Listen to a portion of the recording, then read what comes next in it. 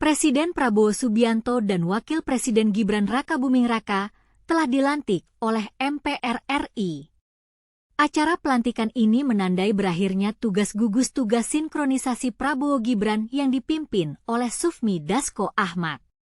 Dengan telah selesainya dilantik Presiden terpilih dan Wakil Presiden terpilih Prabowo Subianto dan Gibran Rakabuming Raka, dengan ini telah berakhir juga tugas dari gugus tugas sinkronisasi Prabowo Gibran, kata Dasko kepada wartawan, Minggu, 20 Oktober 2024. Dasko mengucapkan terima kasih kepada seluruh pihak yang membantu sinkronisasi pemerintahan Prabowo Gibran. Dia menyebut hal-hal seperti pemecahan kementerian hingga urusan APBN berjalan lancar dan aman. Mengucapkan terima kasih kepada seluruh jajaran instansi yang telah membantu sehingga lancarnya sinkronisasi yang telah dilakukan gugus tugas sinkronisasi Prabowo Gibran sehingga segala sesuatu yang menyangkut peralihan, pemecahan kementerian, anggaran APBN serta sampai dengan pelantikan Presiden dan Wakil Presiden terpilih berjalan lancar dan aman, ujar Dasko.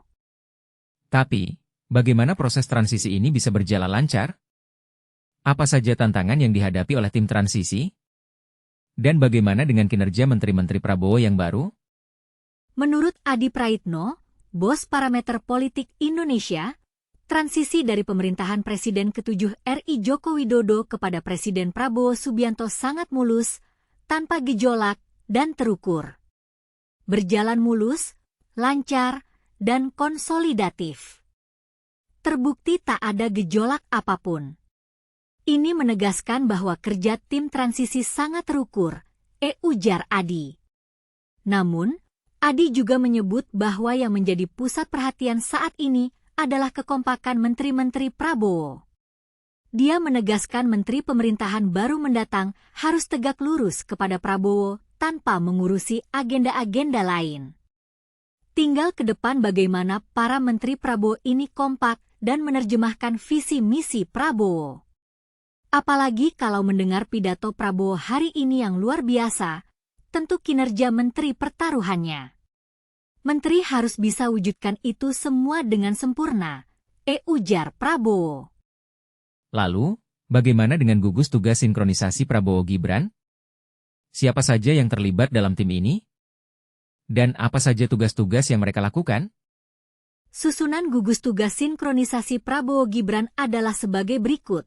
Ketua Tim Gugus Tugas Sinkronisasi Prabowo Gibran, Sufmi Dasko Ahmad, Wakil Ketua, Ahmad Muzani, Bidang Keuangan, Thomas Jiwandono, Tommy Jiwandono, Anggota, Budi Jiwandono, Sugiono, Prasetyo Hadi.